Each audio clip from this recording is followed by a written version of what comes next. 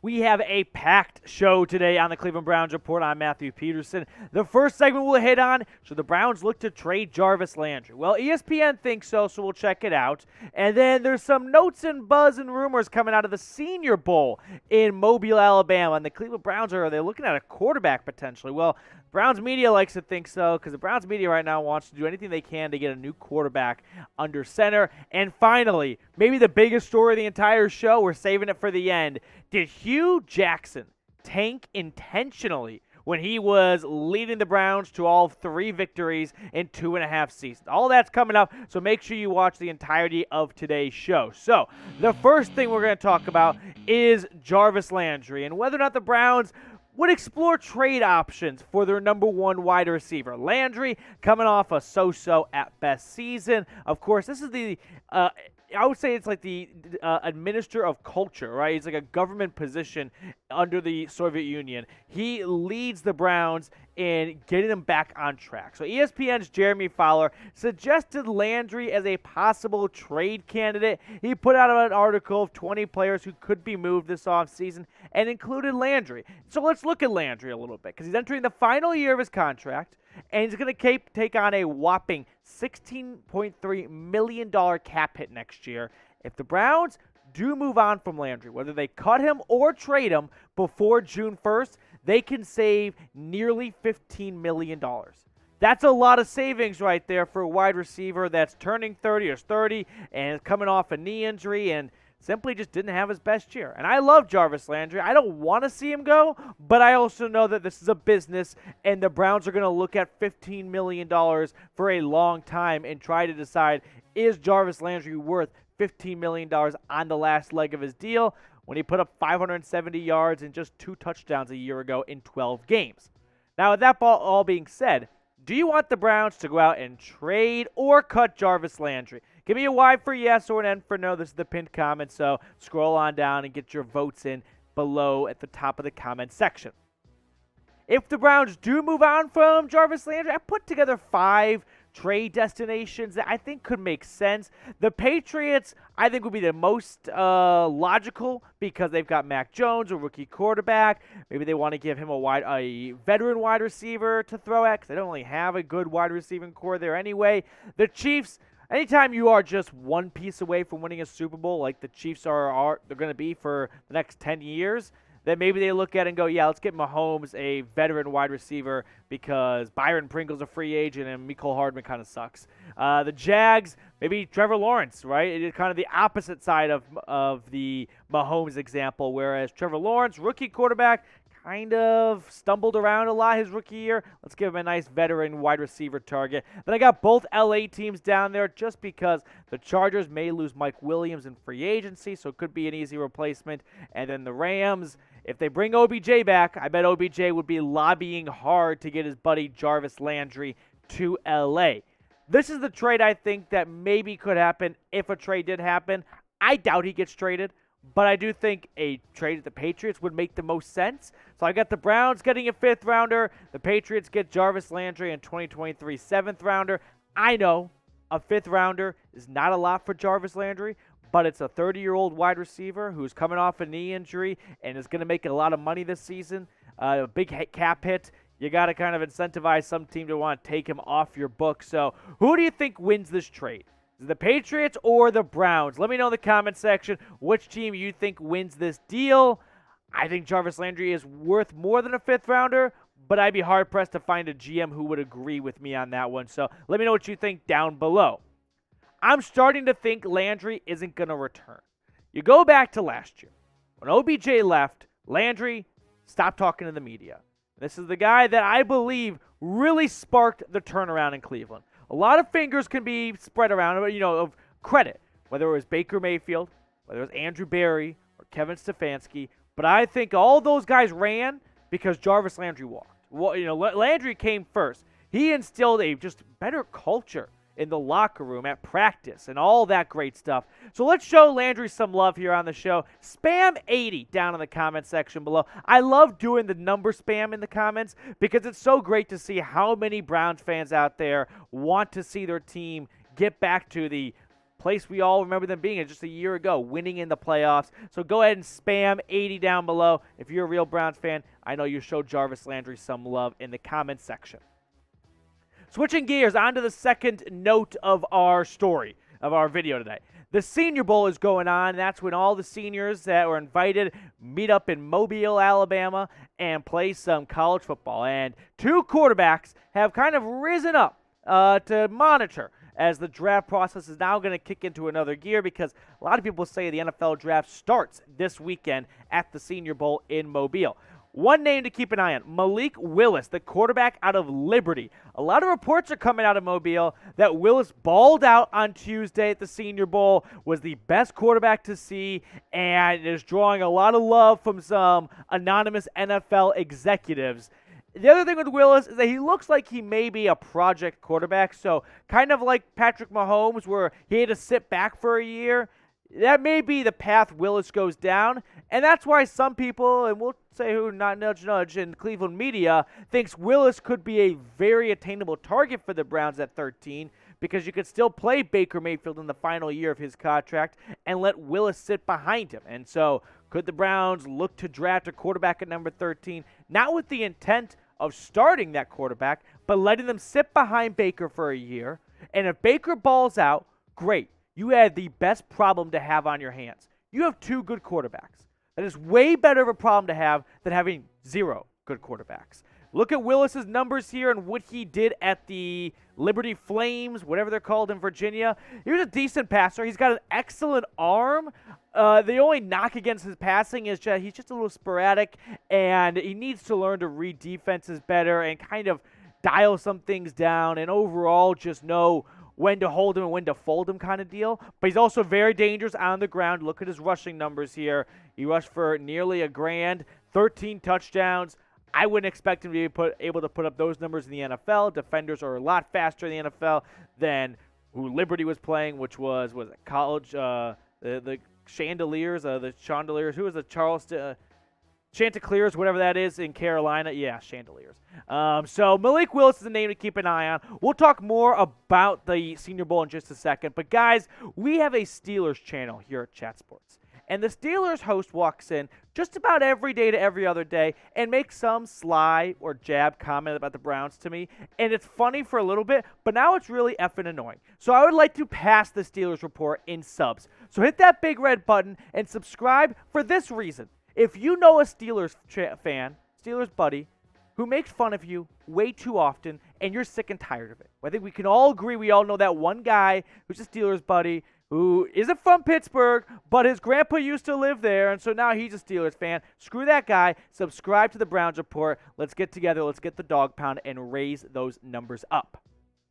Another quarterback to keep an eye on as more Senior Bowl news and rumors kind of trickles out from Alabama, Kenny Pickett.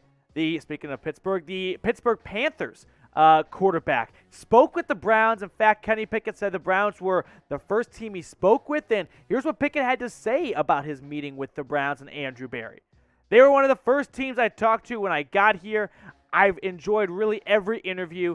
Everyone goes about it differently, asking I think it means the same kind of questions in different ways, but they're asking you to talk about your system and kind of detail that out, so I've really enjoyed it so far.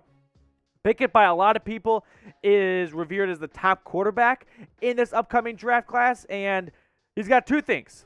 He's got small hands, but he's had a long history at college football. He played 5 years for Pitt, so 42 touchdowns. Last year, a lot of scouts said he'd be a fifth-round pick, and he has improved to the point where he is now potentially a top 10 pick. So I do like someone in that regard of, hey, you were told, sorry, dude, you're a fifth, sixth rounder, and you went out and worked on your craft, and you got yourself to be a top 10 pick. Yeah, that's someone I wouldn't mind investing in, but I do still believe this is just not a strong quarterback class. And the media is going to do what they do best every single draft. They're going to try and build players up to make it seem more interesting. And not that the draft isn't interesting. I freaking love the draft.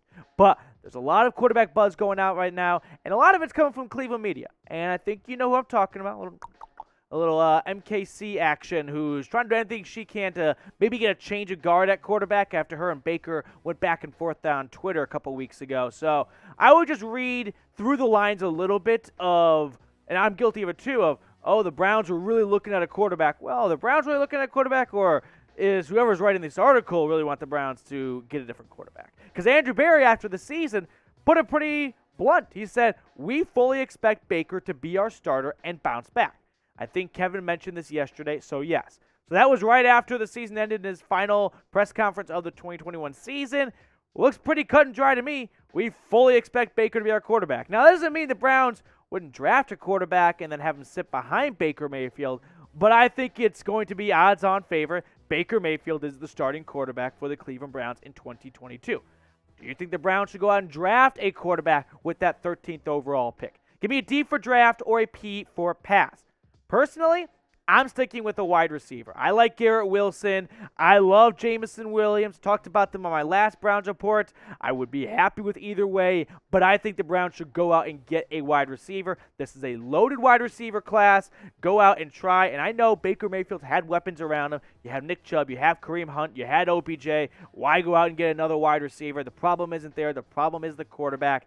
I understand that to a level, and I'm not saying that camp is wrong, but I'm saying is you got Baker Mayfield for one more year left on his deal. How about you go get a wide receiver? Worst case scenario, you got a stud wide receiver for the next quarterback. Next up on the Browns Report, maybe my favorite topic of today's show. Hue Jackson, did he tank on purpose? Well, he would make you think so, and we'll talk all about Hue in just a moment. But first, today's Browns Report is powered to you by BetUS, our awesome sportsbook partner, where you can get a 125% deposit bonus for going to chatsports.com/bet. Plug in the promo code Browns125. You know what you can bet on? You can bet on the Super Bowl, where the Rams are 4.5-point favorites at home, because they're hosting the Super Bowl, and the Bengals come in at the over-under set at 48.5. Here are the odds. You can check them out yourself right now. I like the Bengals plus 4.5. I think that's a lot of points for a team in the Super Bowl. But I'm also intrigued by the over. You've got Jamar Chase and Cooper Kupp. That says a lot of points to me. So I like the Bengals plus 4.5 and the over. I'll probably change my mind 100 times before kickoff. Let me know what you think, what you like down below. We'll go back and forth and see if we can try and make some money and, run Vegas dry, because that always happens. All right, let's get back to what we were talking about just for a moment. Hue Jackson, did he tank on purpose? Well, Hue, we got a lot to talk about because he went on Twitter yesterday. Well, let's first, before we move the screen at all, Brian Flores, if you missed that, he says the Dolphins paid him $100,000 to lose every game. Paid him $100,000 every time he lost a game. And then Hue Jackson comes out, which I didn't even know he was on Twitter, and he says, yeah, me too. I actually was paid to lose as well. No, Hue, I don't think that's what happened. But here's what he tweeted out. He goes, well, this is kind of a back and forth, some replies and quote tweets, by the way, so it's not exactly like a single tweet, but you can find him at his Twitter. Well, Jimmy Haslam, the Browns owner, was happy while we kept losing. And then someone, and I love this response, quote tweeted that and said, Jimmy Haslam wasn't offering $100K per loss, or Hue would be on the Forbes list. Like, if he was given $100,000 per loss, we would solve world hunger with what he could do with that money, because Hue Jackson had no issue losing. But then Hue responded to Moneyball Google Boy with this. Trust me, it was a good number. So this is a bit of a serious accusation here, where the Browns paying their head coach to lose, because if so, let's just say that happened. One, Jimmy Haslam would most likely be forced to sell the team and be blackballed from the NFL, along with everyone in the Browns front office that took money from Jimmy Haslam to lose. They would be blackballed from the NFL, including Andrew Berry, who was the vice president during the time, was the director of player personnel, something like that, back in 2016, 17, 18, when Hue Jackson was the head coach. Hue Jackson also has the Hue Jackson Foundation. I don't know what it does, but he's got someone who's the executive director of it, and her name is Kimberly. And Kimberly went on Twitter and said this. This is real, and at NFL and at NFL Commish know about the hashtag tank, because we got a hashtag going, and paying coaches and execs to do it. Hashtag Sashi Brown, hashtag Andrew Berry, hashtag Paul DePosta, and Hue Jack were all paid to tank. I have proof. They all chose the hashtag black coach to be the fall guy. That's a serious accusation. There's no doubt about it. And so that's why we're going to talk about it, because I don't know if Hue Jackson at first was kind of joking because he, leaned into it like, yeah, That's why I lost. Not because I'm an awful coach. No, I was getting paid underneath the carpet, under the table to take a couple Benjis and lose a few games. So the Browns have clapped back, and they have said this report is categorically false. They deny it altogether. The Hue Jackson Foundation claims the Browns paid several people in the front office, just like Kimberly's tweet said. And Cleveland went, if you don't remember, I hate to remind you, 3-36 and 1 under Jackson, including a 1-32? Yeah, 1 win in 2 seasons, whatever the math is, under Hue Jackson. So in his first 2 years as the Browns head coach. Hue, you don't need any help losing. There's no way Jimmy Haslam was going to pay you to lose when you do that all fine on your own. You are such a bad coach in the NFL that you got a gig with the Bengals afterwards, and now you're at Grambling State. You're out of the league, dude. No way the Browns were going to pay you to lose after seeing a couple weeks of your finest work and realize, I'm just going to save my money. He's going to lose on his own. If we want the first-round pick, we've got it because Hue Jackson's our coach. I just don't buy that the Browns were going to pay Hue Jackson to lose after seeing Hue Jackson suck at his job. I don't believe that. And also from a from an owner's perspective, best way to make money is to get seats in butts. People don't want to go see a losing team. And I understand maybe the logic of lose 1 year, tank, get the first pick, and get a quarterback.